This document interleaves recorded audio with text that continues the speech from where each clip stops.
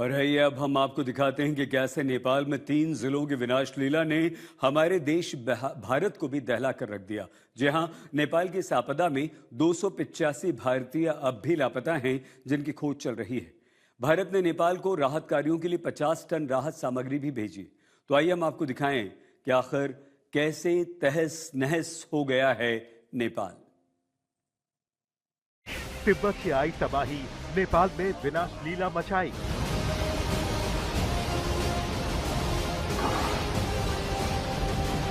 पल भर में प्रलय, घर, पुल, सड़कें, पावर प्लांट भी तबाह।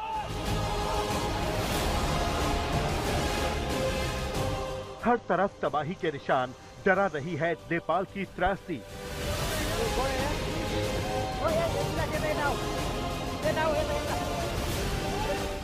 विनाशकारी बाढ़ में जिंदगी गुम, जारी है रेस्क्यू ऑपरेशन।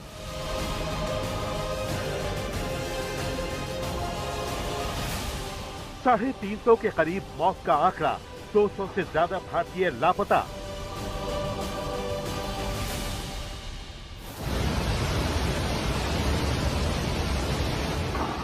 नेपाल में तिब्बत से आई विनाशकारी बाढ़ की ये तस्वीरें न सिर्फ रोंगटे खड़े कर देती हैं, बल्कि विनाश लीला की वो त्रासदी दिखाती हैं जिसमें पूरा नेपाल सिसक रहा है।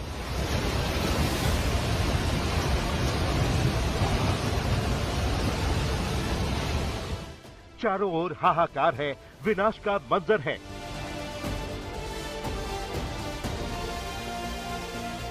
गूंज रही है चीखें, टूट रही है जीवन की डोर। काल के इस तांडव से पल भर में सब मलबा बन गया है।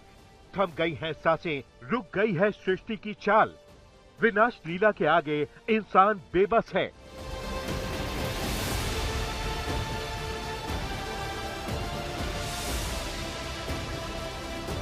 नेपाल के 3 जिले रसुआ, नुवाकोट और धादिङ विनाश लीला की त्रासदी झेल रहे हैं।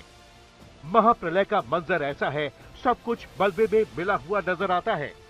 नेपाल के रसुआ क्षेत्र में भोटे-कोशी नदी में ऐसा विनाशकारी सैलाब आया कि जो उसके रास्ते में आया सब कुछ बहा ले गया। मौत का आंकड़ा 350 के पास पहुंच रहा है। 1500 से ज्यादा लोग अब भी लापता हैं।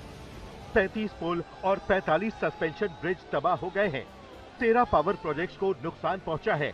इस विनाश लीला से नेपाल थर्राया है तो भारत भी दहल उठा है। आज हम आपको दिखाएंगे कि नेपाल में विनाश लीला क्यों मची, क्यों इसके पीछे चीन को जिम्मेदार ठहराया जा रहा है। लेकिन पहले बात उन भारतीयों की करते हैं जो उस त्रासदी में लापता हैं। विदेश मंत्रालय के मुताबिक नेपाल में आई विनाशकारी बाढ़ में 288 भारतीय नागरिक अब भी लापता हैं। इनमें नेपाल के त्रिशूली 1 हाइड्रो पावर प्रोजेक्ट पर काम करने वाले 73 भारतीय नागरिक भी शामिल हैं। नेपाल में फंसे 21 भारतीय नागरिकों को सुरक्षित बताया गया है। इनमें से 11 लोगों की पहचान हो चुकी है।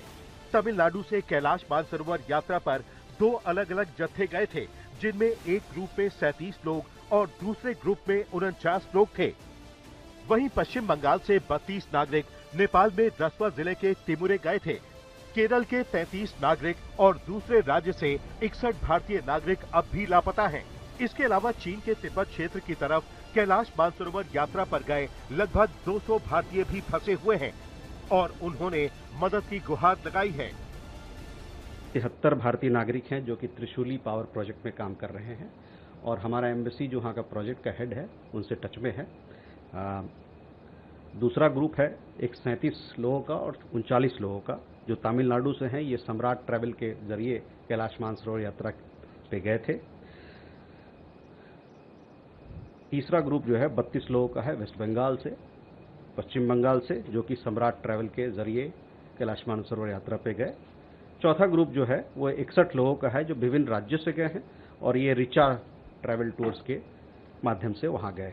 और पांचवा जो ग्रुप है जिसके बारे में मैं जिक्र कर रहा था पहले, वो 33 भारतीय नागरिकों का है जो केरल से है। जिनके अपने अभी तक लापता हैं, वो भारतीय परिवार घबराए हुए हैं।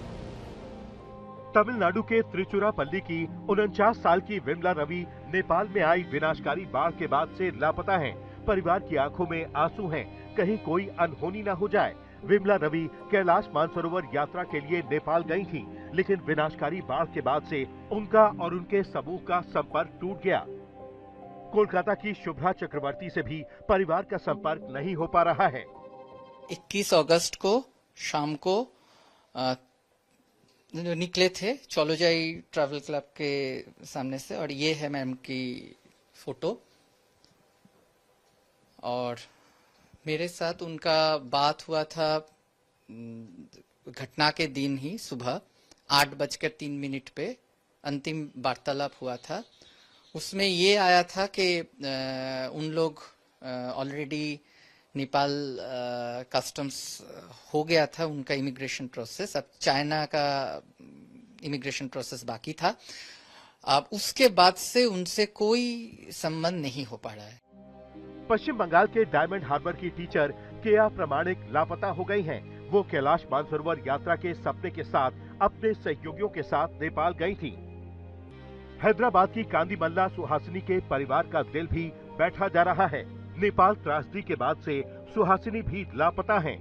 तुम संडे के दिन काठमांडू के रास्ते इधर से यहाँ से दिल्ली टू काठमांडू गए। वो संडे के दिन शाम में बात करें, मंडे के दिन शाम में बात करें, 2-3 फोटो भी जाए मंदिर को जाके, और ट्यूसडे के लास्ट 7:30 को बात करें, फिर वहाँ से कनेक्शन कट हुआ। इसी तरह से बहुत से ऐसे भारतीय परिवार हैं जिनके अपने नेपाल में आए महाप्रलय में लापता हैं। भारतीयों की तलाश में सर्च ऑपरेशन और रेस्क्यू ऑपरेशन जारी है। भारत की तरफ से नेपाल को पूरी मदद भेजी जा रही है। भारत ने नेपाल में अब तक लगभग 50 टन राहत सामग्री भेजी है। पहली खेप भारत ने 26 अगस्त को C-130J हरक्यूलिस विमान के जरिए 10 टन मानवीय सहायता और आवश्यक दवाएं नेपाल भेजी थीं, जो काठमांडू पहुंच चुकी हैं। दूसरी खेप गुरुवार को C-17 ग्लोब मास्टर विमान के जरिए नेपाल भेजी है, जिसमें लगभग 37 टन और राहत सामग्री शामिल है।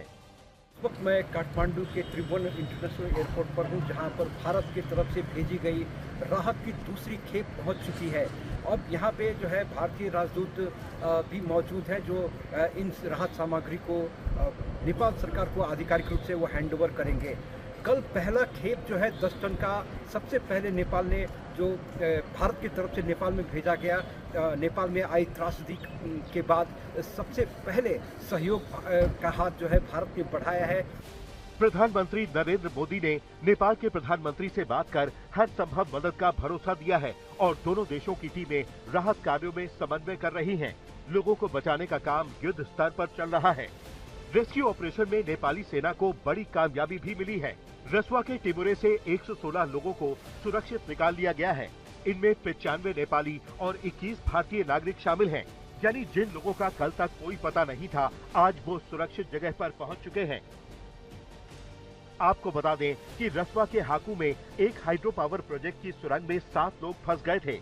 बाहर मलबा था, पानी था, रास्ते बंद थे, लेकिन सेना की टीमों ने सुरंग में पहुंचकर 7 लोगों को जिंदा बाहर निकाल लिया है। अब भी 3 दूसरी सुरंगों में फंसे लोगों को निकालने का अभियान जारी है। यानी हर सुरंग, हर मलबे का ढेर रेस्क्यू टीमों के लिए जिंदगी की तलाश का एक नया मोर्चा है। नेपाली सेना और सुरक्षा एजेंसियां दिन रात ऑपरेशन जिंदगी में जुटी हैं और भारत राहत और बचाव के इस अभियान में नेपाल के साथ खड़ा है। आज तक ब्यूरो।